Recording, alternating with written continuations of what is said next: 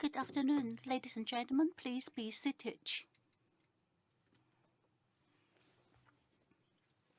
Honorable Chief Executive, ladies and gentlemen, the press conference for 2024 policy address is about to start.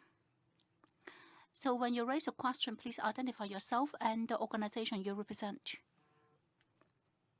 The lady in the front. I'm from TTM.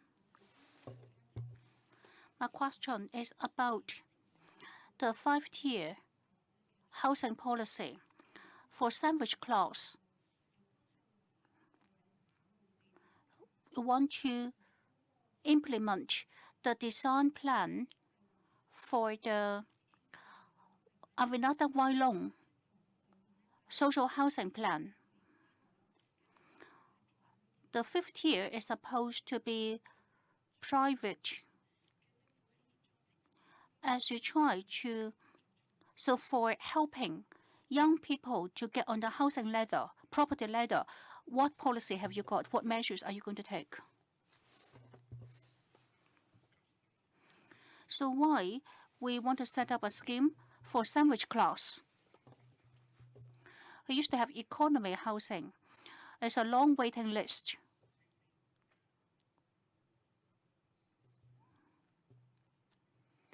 So young people are forever on the waiting list because they do not really have elderly living with them. They do not have children. So when it comes to the point system, their score cannot be very high. So they are forever on the waiting list. You'll never be their turn.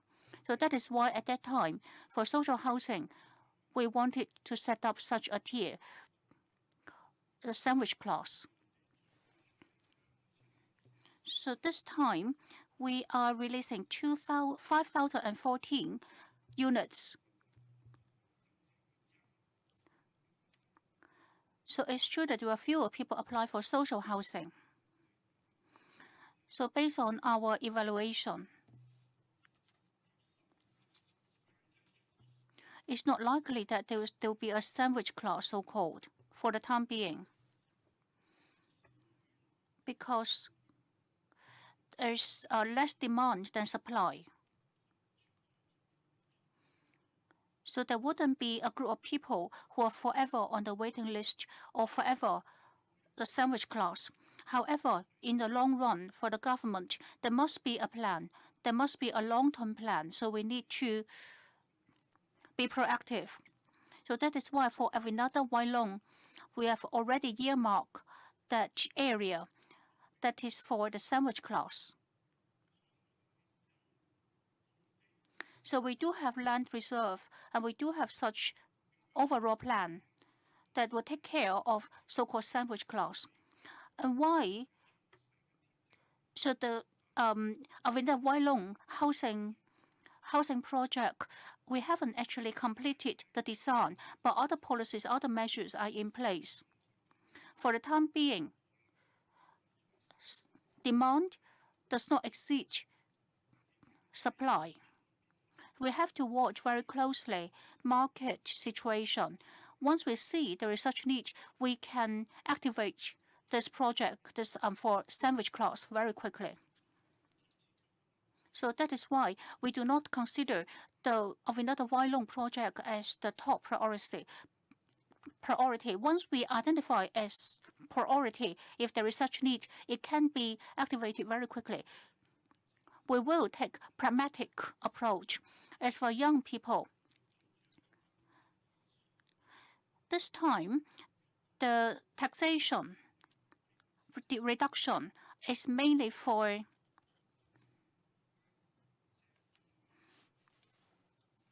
stamp duty.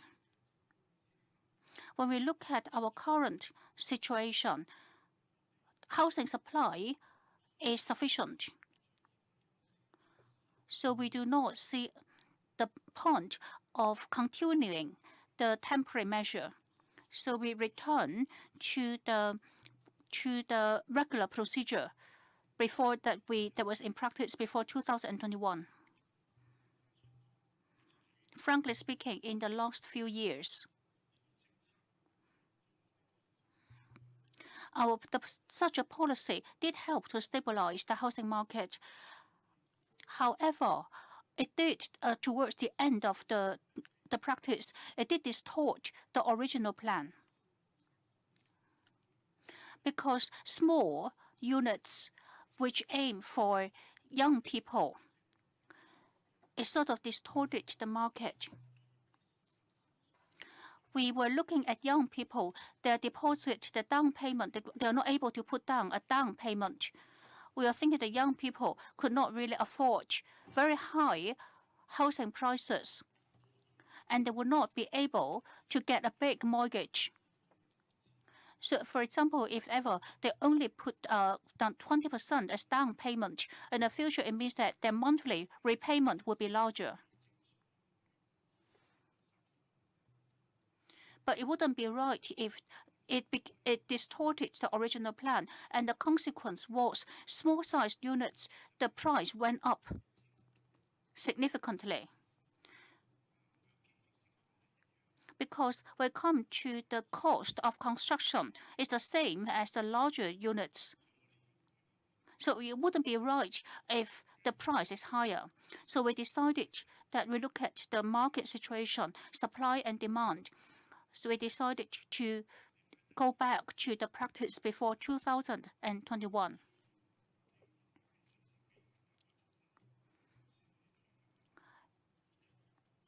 It also means that you will not have, when you need to buy another unit, it doesn't mean that you have to sell the house that you have, the unit that you already have. So for young people, for housing for young people, we had very extensive discussion. Earlier, when I received during interviews, I did explain. We started studying this issue end of last year. So based on our assessment and evaluation, we decided to return to the policy before 2021, because it's a matter of value. So how much this unit is worth? We shouldn't use any policy intervention to make certain type of properties prices go up faster than the others. Thank you very much for your question. The next question. Right, the gentleman in the grey shirt. I'm from Macau Daily. Since you came into office, very good. The COVID pandemic started, and next year is going to be the last year of your term of office. Do you plan to run for chief executive again? Do you plan to stand again? Do you want to seek reappointment, seek to be re-elected? And this year, for economy housing, the current round of application only received about 1,000 applications.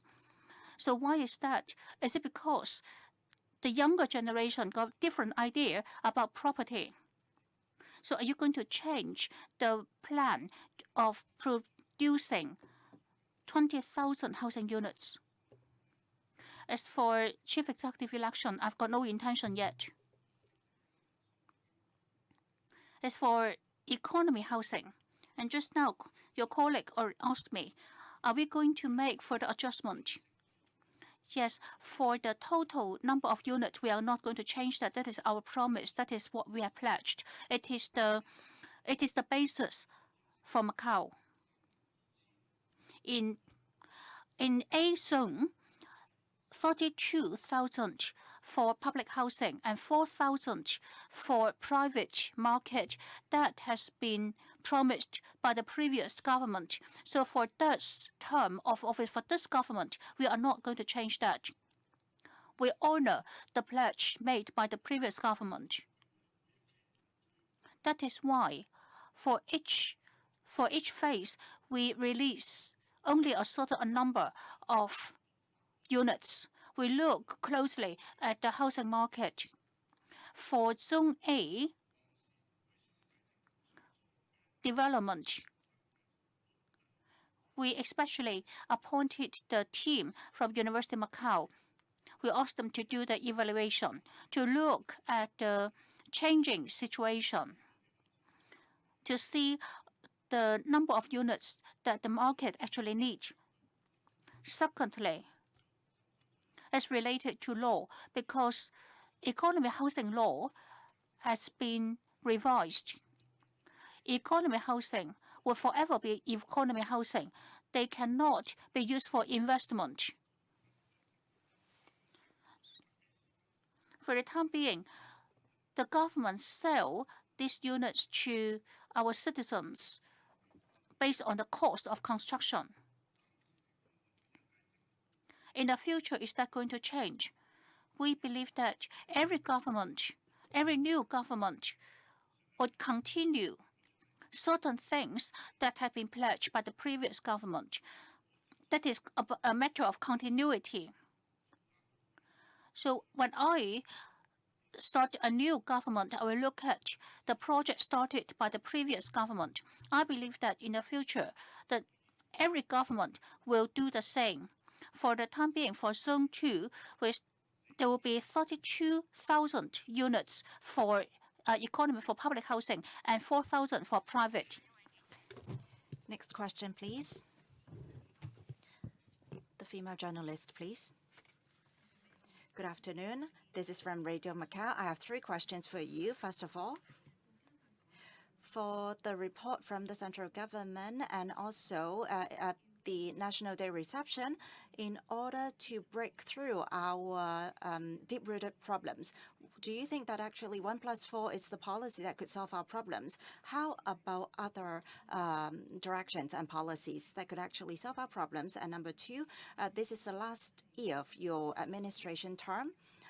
Within 5 years of your term, how much promises you have delivered to the public? You are going to boost our economy, you are going to improve our everyday and our livelihood, and to nurture talent, and so on and so forth. Here, at the moment, how much of these pledges you have implemented actually? And in the remaining 1 year, in what aspect do you think that you are going to work harder so that you can achieve some of the pledges you have made previously? And also, next year, you are going to spend about 230 million approximately to renovate the international airport. And how are we going to work together with our passage capacity and so on and so forth? For 1+4, is it going to solve all the deep-rooted problems? Definitely not. This is a negative answer. And as the society develops, we're going to see changes and there would be evolving problems. But no matter what, we are going to solve several major problems. Here, we hope that after a certain period of time, let's say 5 years, we can see that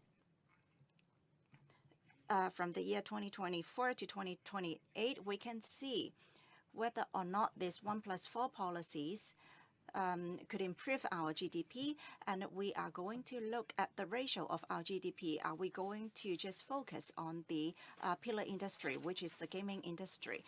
We are going to look at future statistics to prove that whether or not the 1+4 policies are going to be a success. What we are doing now is that we are making plans. These are our blueprints, and I'm telling you that this is only the beginning. And next year is the beginning of the implementation of the 1+4 policies and measures, because at the moment, after the pandemic, we cannot really initiate any of the policies or measures. And last year, we have just finished the gaming concession procedures, and we have come up with the policy with the non-gaming projects to be implemented here in Macau. So we can take into consideration all of these factors, and then we can see whether we are going to the right direction. We are asking the gaming concessionaires to launch more non-gaming projects, and next year we are going to see how much they have achieved. And for the non-gaming projects, they are going to spread these non-gaming projects to be completed over 10 years. We cannot expect them to finish everything in 1 year. It has only been 1 year.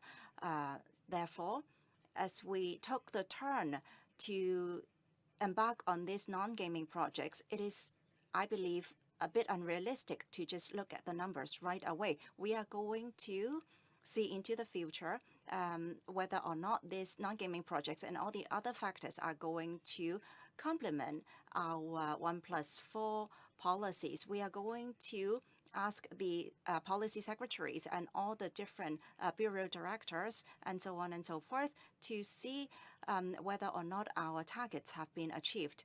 And when these bureau directors have implemented all these measures and under the framework of the 1+4 policy, we are going to see what we have attained. This is the answer for question number 1. As for question number 2, I personally believe that I have changed a lot from the beginning of since I took office until now. I took office in December 2019. Back then, not too many people signed up for one account. And still back then, many people ran personally and physically into the registry and all the government departments to submit their applications and other documents in paper form. That was history now. But look at what is happening now. We're making a lot of changes, especially in governance. We have been doing better and better in terms of e-governance, because in the past few years, we work together. Many of the bureaus work together in order to benefit the Macau citizens.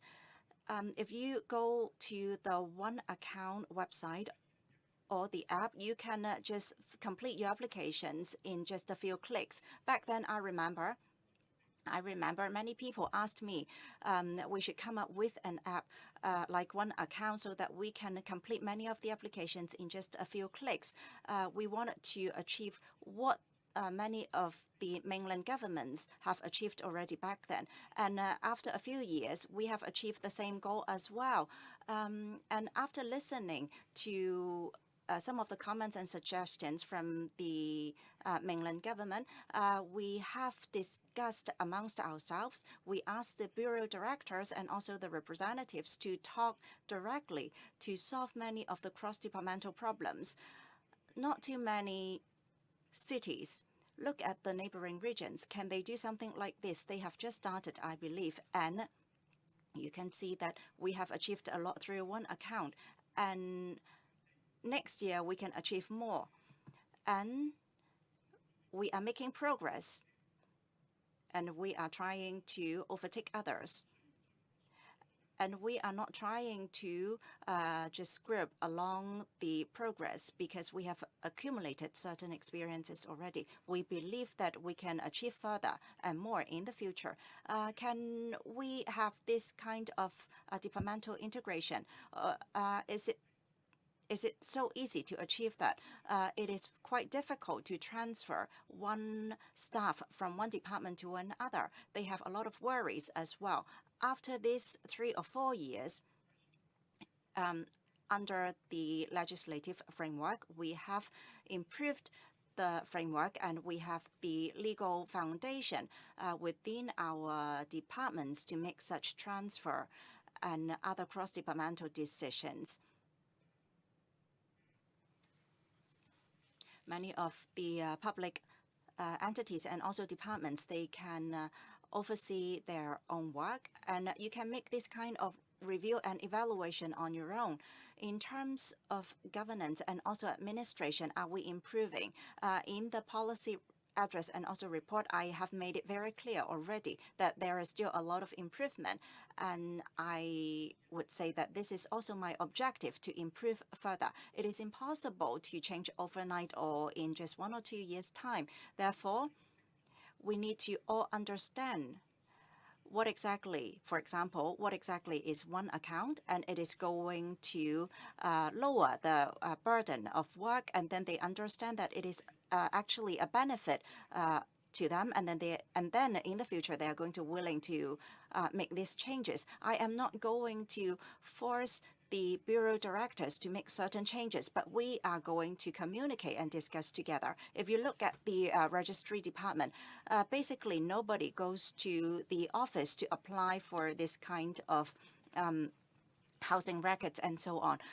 If you can just apply whatever documentations you want from the one account app, you will just do it online. Nobody is willing to go to the office to apply for a paper form registration record. So I believe this is the difference now. Some people, of course, they do not want any control or management from the government. But for us, as the leader of the government, we have about 33,000 civil servants, and we are going to work together. And we need to make sure that we are going to create an environment for them to work together. So for my promise and my pledge, I have completed a lot and I have achieved a lot. But of course, there is still room for improvement. As for international visitors, is there any room for the accommodation of international visitors in our international airport? Here we have one runway, and we are accommodating about 9.6 million visitors. We have achieved about 60% of our full capacity because there are other airports in the neighboring regions. But no matter what, always remember, we need international visitors to come to Macau. In the past 2-3 years, we have done a lot of promotional work in mainland China, but this year, as we lifted all the travel measures, we are going to see a rebound, but we should not be satisfied about what we have achieved so far. We are going to look further. We are going to see that we are going to receive international visitors, especially from Asia, and then in the near future, maybe from Europe or other international areas. And we hope that we are going to have bigger aircrafts so that these aircrafts could reach further places. And it is a very good way to expand our international visitors. In the past 3 years, we have not fully used our capacity of the international airport, but we are going to see what we can do in the future. Next question, please.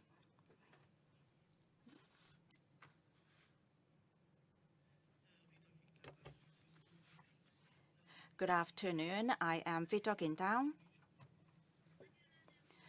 Regarding the international visitors, I would like to ask a follow-up question. Just now, you mentioned in the Legislative Assembly that next year, in December, it is going to be our 25th anniversary. There might be packages to attract international visitors to come to Macau. There may be festive activities as well. There would be promotional activities. What kind of activities are we talking about? Because previously in Hong Kong, they offer a lot of plane ticket promotions for international visitors. They can have free tickets, free plane tickets to go to Hong Kong. What about Macau? What kind of directions we are going? What are we going to do to achieve to attract these international visitors? In that particular aspect, the tourism authorities and the Secretary for Economy and Finance, they are going to make plans. Just because Hong Kong give out free tickets and we are going to do the same, it is not the same case here. We are going to talk to the travel agencies in different countries. And we are going to do this kind of promotional work through the travel agency. And of course, we are going to promote Macau through MICE. And through this, we are going to attract them to come to Macau. For these long-term plans, we are going to listen to the tourism authorities, and they are going to see what they can do after communicating with these travel agencies elsewhere. At the moment, I don't have much to share. Right, the lady over there. Mr. Chief Executive, from Southern Financial Times. I have two questions. One question is, your policy address 2024 is that Macau would ought to set itself up as a city of culture, city of sports, city of recreation. So have you got any plan, and what is your expectation? And next year is the third anniversary of the Hengqin Macau Deeper Cooperation Zone. So how are you going to further step up with the custom control? So any upgrade? Thank you for your question. In the policy address, we have presented two plans. And for one thing is to turn ourselves into a city of recreation, city of culture, and city of sports. For turning Macau into a city of culture, we are going to work with our nation's Ministry of Culture. We are going to have some major performances, major events. And actually, in terms of the scope, in terms of the number, compared with neighboring regions, we are of the highest, and also the quality is the highest. There are lots of performances, lots of events, concerts, and so on the mainland.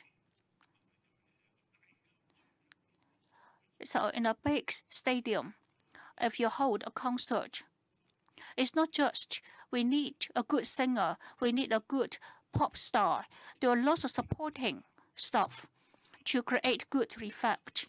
In Macau, the largest stadium can accommodate 16,000 people. But in every way, we reach international standard. It's not that today I want to hold a concert that accommodate 50,000 member of audience. Quality is important. Whether your seats are comfortable and whether you get the best visual experience. And every time you come to Macau to watch a concert, to watch a performance, everyone is very satisfied and say that, well, this is world class. We are very confident about the quality we produce. As for City of Sports, next year we are going to hold a national game.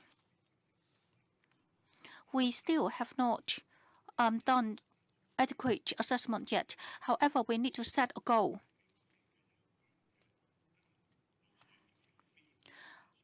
Our gaming industry also need to develop non-gaming elements. For the government, at St. Paul's Ruins, we can hold concert orchestras and also Chinese orchestra.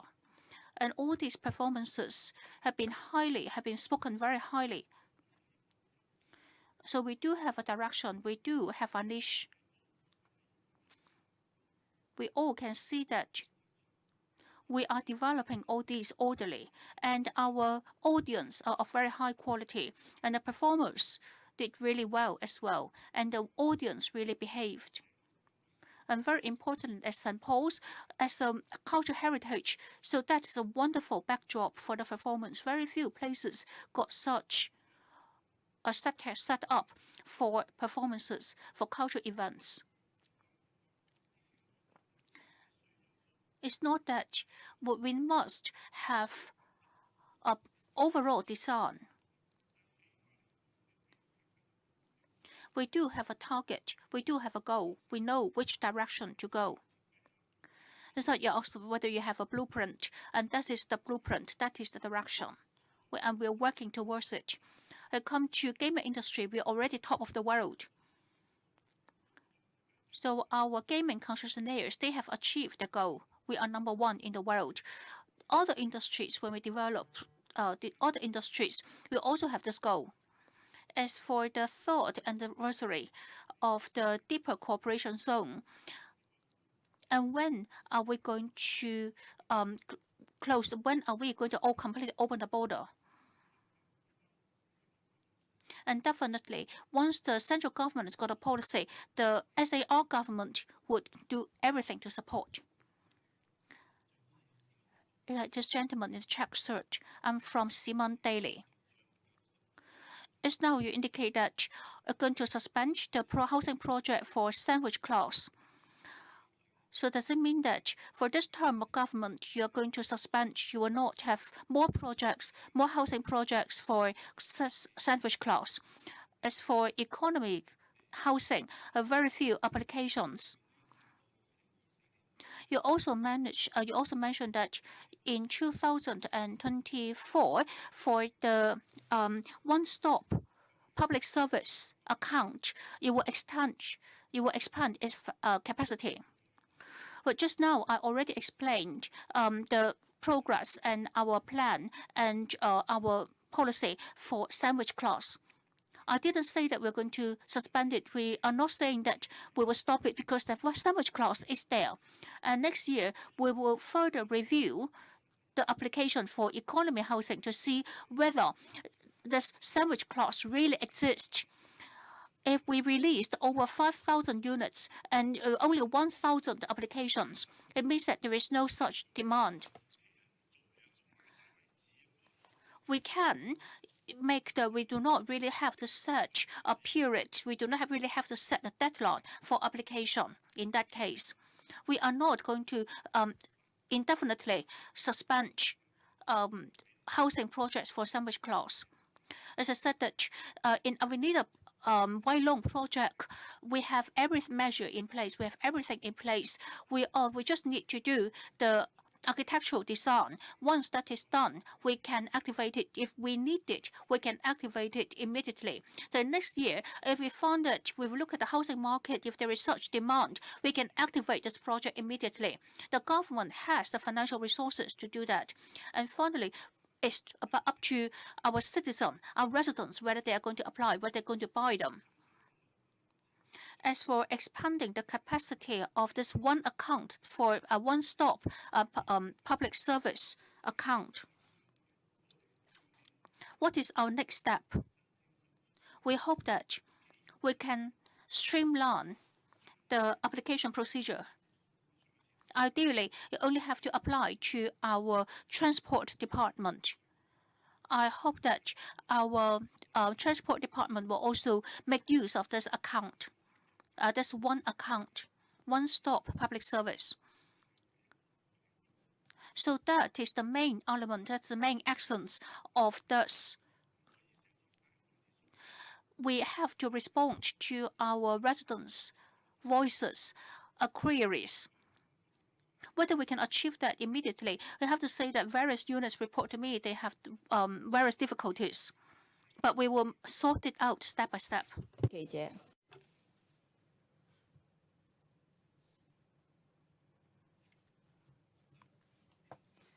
Good afternoon. I am Pedro Aveda from TDM. I would like to ask about national security law. Just now in the Legislative Assembly, you mentioned several times about the national security law. At the moment, as we look at the pledge law, and also the national security education, there might be some information and more concrete details to be imported into the law. When we think about national security and to be educated to teenagers and young students, what kind of content are we talking about here? And also, when we are trying to recruit talent to Macau, we are going to recruit teachers who teach Portuguese languages, the Portuguese language, and also Chinese and Portuguese translation. Can you tell us more about this? For national security law, for the Macau SAR government, it is a very important work for us. Just now, in the policy address, I elaborated in detail already. How are we going to make sure that this is well implemented in the schools? We are going to start from the foundation. Patriotic education, we have developed a very good foundation here in Macau already. We did not start just today. It did not just come out from nowhere, the idea of patriotism and also national security. So here in many of the schools in Macau, many of the students have been taught the idea of patriotism, and it is actually our responsibility to do that to our young students. If you look at the report, it has been elaborated fully already. As for the recruitment of talent to Macau, it is true that yesterday we have also announced that we are going to recruit talent for the MICE industry and also education sector. The Portuguese-speaking teachers is one of the targets that we are looking at. We are going to score them accordingly.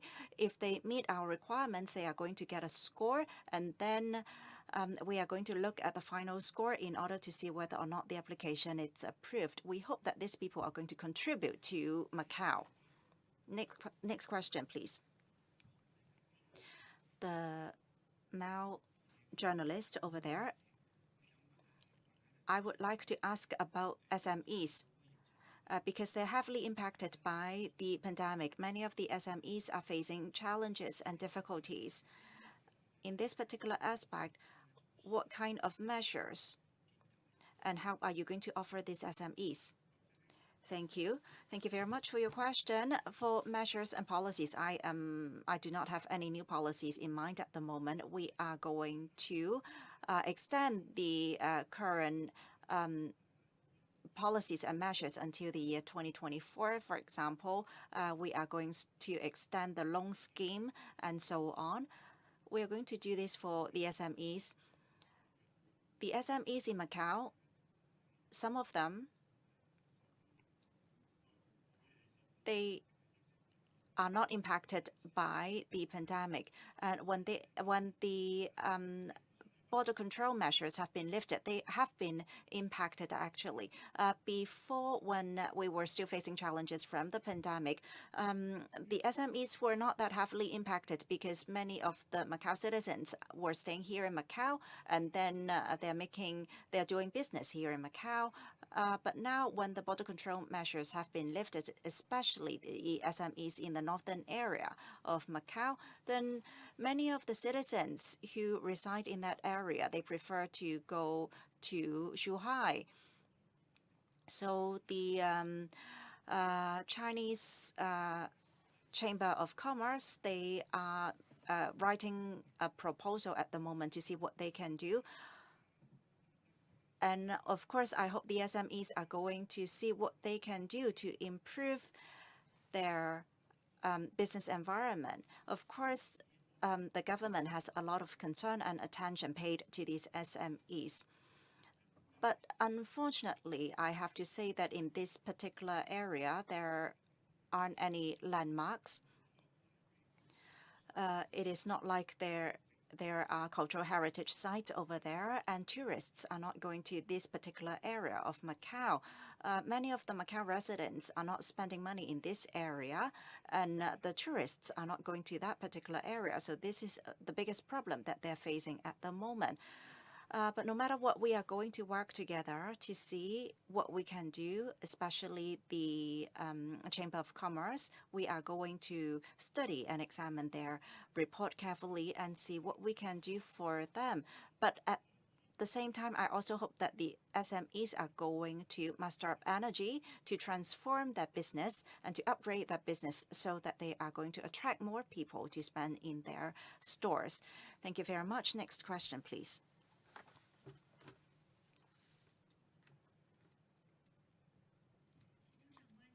Good afternoon.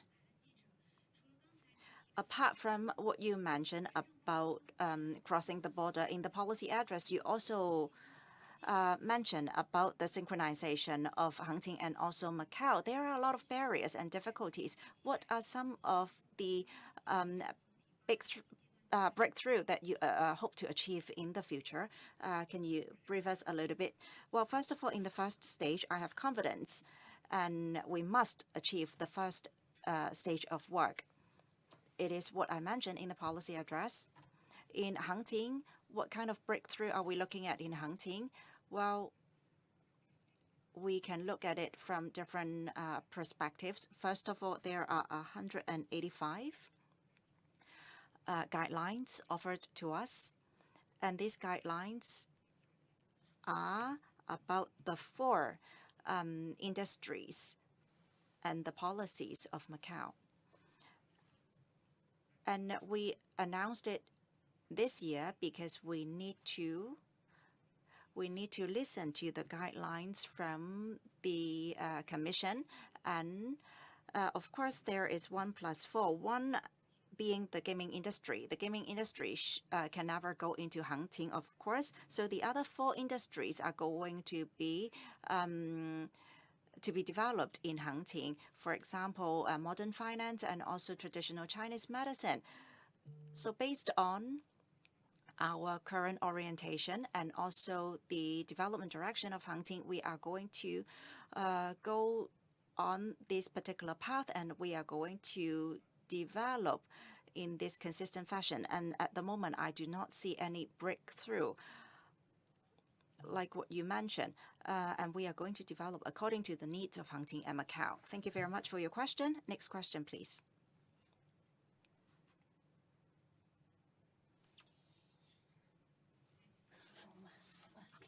Mr. Chief Executive, London媒體 as for pay rise for civil service, of course, civil servants are very excited about it. However, SMEs, they are worried about that because they feel under pressure that they need to give pay rise to their employees as well. Civil servants seem to enjoy better salary, better benefits. So quite a lot of young people try to join the civil service.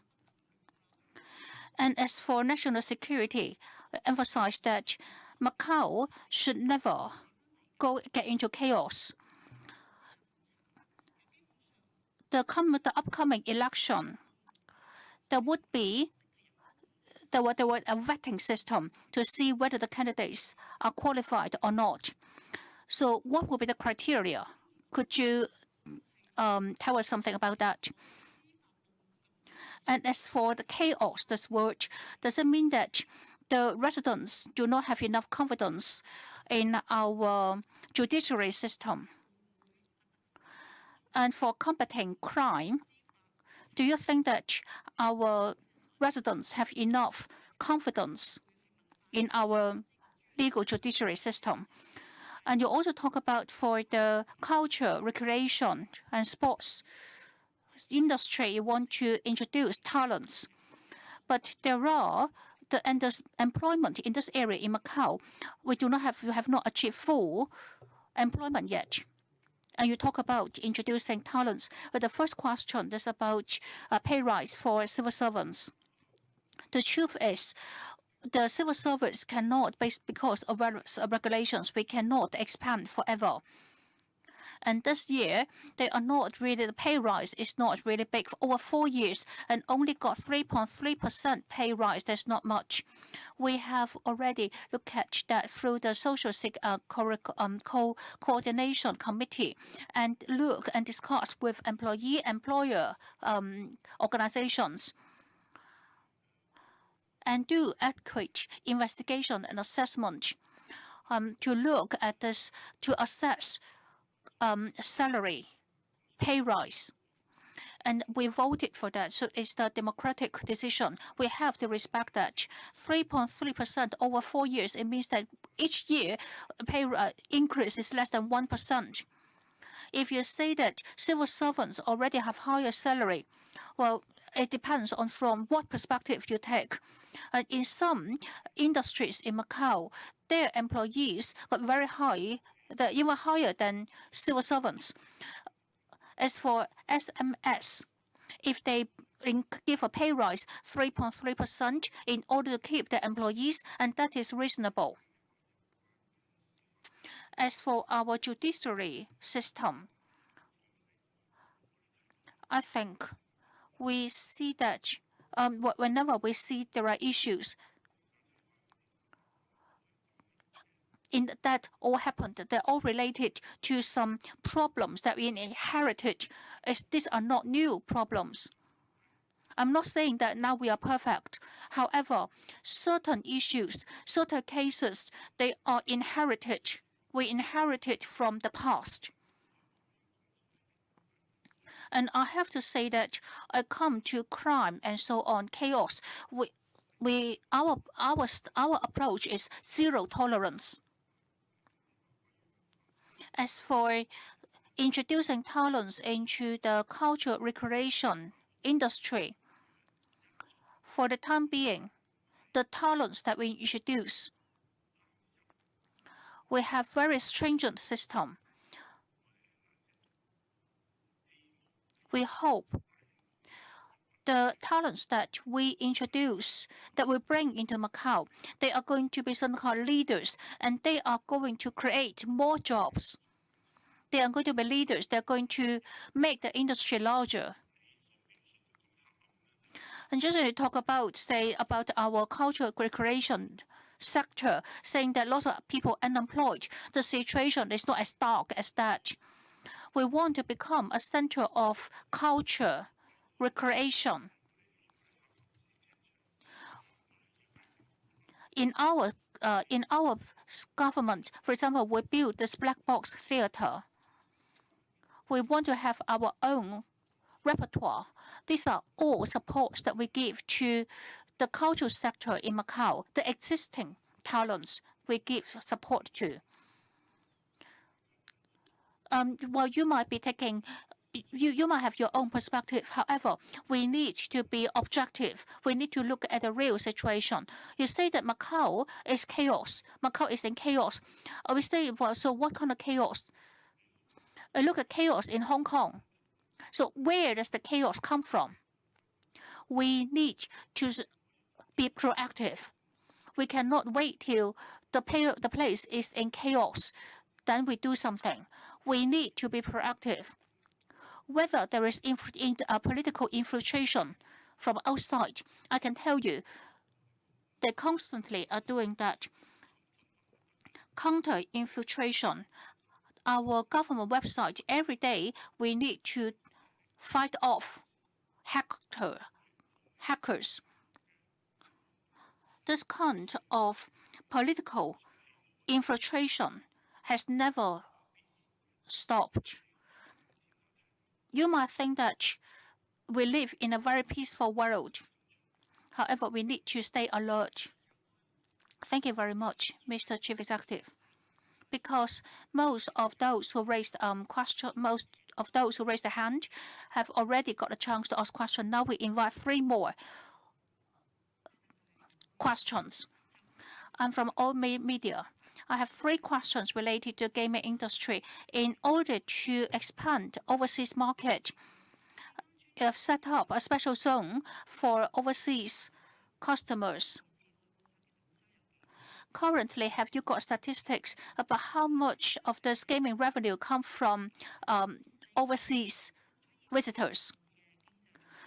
Gaming industry is still the pillar industry of Macau, and next year, civil servants are going to have pay rise. However, employees in the gaming industry say that now their workload is heavier, but they are not getting pay rise. So are you going to make sure that the gaming concessionaires are going to fulfill their promise of protecting their employees' benefits? And as for the investment, so this year, so does it mean that if this year the gaming revenue reach 1.8 trillion, that they will reinvest? And now the special zone has been set up, but it doesn't mean that all the foreign customers will use the special zone. So we do not. We do have some information, but I am not in the position of disclosing it to you here. And also, you are not. It's not right for you to ask this question, to ask for this kind of information from the government. It's not up to us to disclose. And that is their commercial behavior of this gaming concessionaires, and they will report to the government. It's for pay rise for employees in the gaming industry, I haven't heard of anything like they got pay cut. That's for sure. So please do report to us. If you have heard of such things, please report to our director of the Government Information Bureau. Tell us which gaming concessionaires is doing pay cut, because we will not tolerate that any. Whether it's any individual thing, we will investigate. But for the government's position, they are not gaming. What we must protect the employees, the interest. And as for gaming revenue, 1.8 trillion, I do not know exactly what is the annual gaming revenue for this year. I will not know till end of next month. So we will know end of next month. I'm not in the position of answering this question. But I can tell you, 1.8 trillion gaming revenue for this year is not likely to achieve. As for developing non-gaming elements, just now I have told you they have submitted some projects. They have submitted proposals. It's up to the government to approve. Next question, please.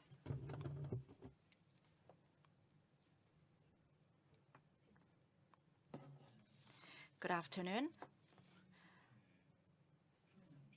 About recruiting talent to Macau, just now, Mr. Chief Executive, you mentioned a lot about this. And with all the criteria and also requirements set forth by the government, we are going to recruit talent from different industries, for example, in the 1+4 industries, including the IT industry and so on. There are LGBT groups. And here in Macau, we do not acknowledge this kind of marriage, and we are not going to change the ID card information, especially in the area of marital status. And if we take reference from Hong Kong, they also have details about for these LGBT spouse, and the LGBT spouse visa is also issued. So there is a major difference here in Macau and also Hong Kong. And here in Macau, are we going to see changes in the legislation for the LGBT groups? And for the Island District Hospital, we are receiving various information about it. And the government is going to announce this kind of information in different stages. For example, for emergency services, I asked similar questions to my colleagues as well. I do not seem to see any information about the emergency service room in the district island. And I also asked about the health authority, and I haven't received any response from them yet. So I am going to ask directly Mr. Chief Executive, the Island District Hospital, when there is emergency service for patients, it is going to be good news because it's going to help them a lot. Thank you very much. Thank you very much for your questions. For LGBT groups, we do not have much to say about that because this is a Chinese society and we have to develop some kind of consensus before we make any decisions because it's quite different from our traditional values. And the second question about the Island District Hospital, we are going to give you more information about the first stage to you later because once it starts operation, the hospital is not going to offer emergency services right away. This is just a common sense that we adopt because the hospital has just started operation and it is only having a trial operation at the moment. So we are not going to offer any emergency service. One last reporter, please.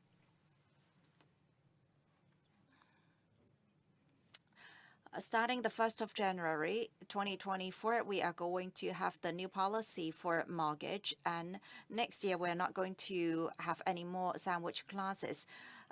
Does it mean that young people, they can only apply for economic housing?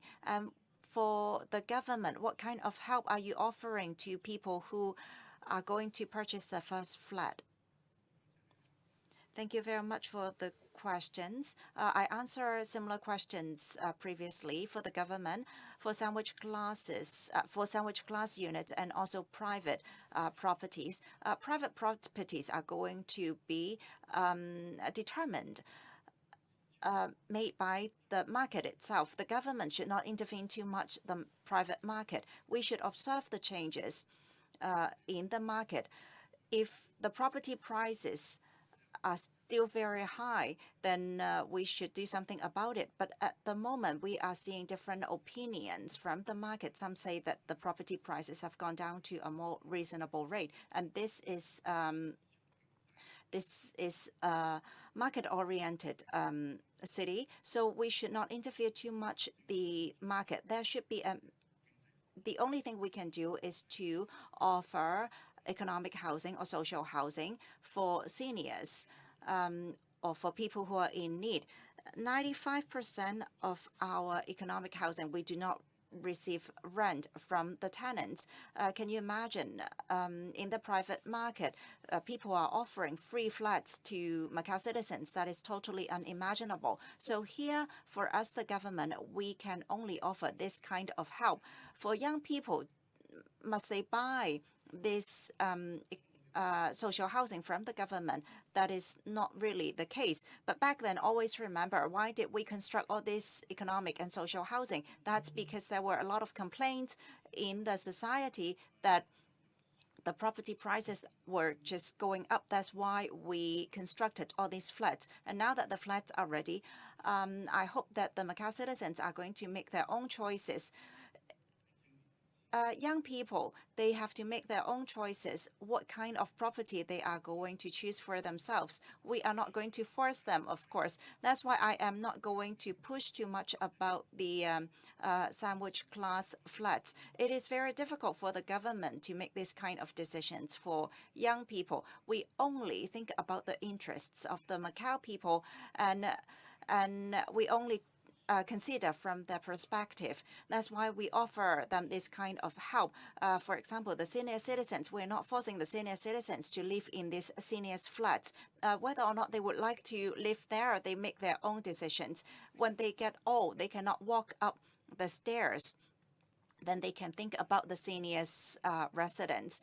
I think it is just common for us to think for our parents as well, for the senior citizens as well. If we do not have the option, there is nothing we can do. But now that we do have the option, we can think about it. But we are not forcing the senior citizens to live in this seniors' residence. So I hope that the senior citizens who live in walk-up buildings, they can think about the seniors' residence so that they can live together. 1,800 of these units are going to be ready for them, and the senior citizens can live together, and they can sing karaoke together, they can play mahjong together, there is a garden, they can do exercise together. It is actually quite ideal for them.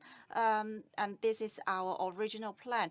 If the seniors' residents are not going to be filled up right away, that is okay. After a week's application, we have received about 1,000 applications from these senior citizens. So I hope that the senior residents are not going to be filled up too easily. Otherwise, we are not going to have more flats for the senior citizens.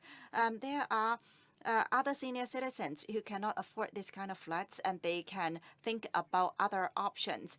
In Zone A, we are constructing properties for the senior residents, and 8 of them are going to share a room together. And they are, talking about the senior residents again, they have their own kitchen or pantry. They have their own bathroom, so it is quite ideal. I repeat once again, the senior citizens, they don't have to live in our residence. They have a choice. But for reporters here, I believe that you may not know the actual scenario here. Many of the social workers, they have to carry the senior citizens down the walk-ups to take them to see doctors, to do other errands and so on. But I would say that this is actually a problem for the senior citizens. That's why we are offering them this option. The senior residence is actually a very good option for them. About 65% of these applications are couples or two people living together in one unit. That is the percentage of the applications we have received. 65% of them are applicants who apply together to live in one unit. So basically, in this administrative period, we have solved many of the housing problems faced by Macau citizens. And a couple of days ago, I have signed a document which is a waiver for tenants' rents in our economic housing. Many of the economic housing, it's actually quite nice, and tenants do not need to pay any rents. So I hope that the government has done a lot for the Macau citizens. So long as we can come up with a plan or room for improvement for the Macau citizens, we are going to offer this kind of help to them. In the past 3 to 4 years, you can see what we have achieved. There are many construction sites, and I am not a person who just blow the trumpet and talk about this vaguely. I hope to show you all my concrete achievements. I hope to tell you when the concrete plants are already ready. When these public housings are ready, there is light rail downstairs, and it is going to be very convenient for residents who live in that area. So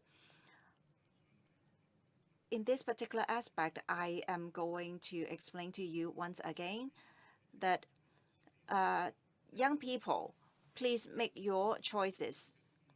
Here for private properties, it is very difficult for you to look for a flat that gives you a view, a sea view. Here in Macau, private properties, they do not offer that kind of view. So in Zone A, many of the public housing units offer you this kind of sea view. So you can imagine what kind of choices you can make for yourself. Of course, when you are done with the economic housing, you can return it to the government, and then you can look for private properties. Of course, I would like to emphasize once again that I'm not forcing anyone to buy properties constructed by the government, not the new neighborhood property in Hangting, not the economic housing, or not anything. You can make your own choices. Always remember. Thank you very much. This ends our press conference. Thank you very much for coming here today. Thank you very much, Chief Executive.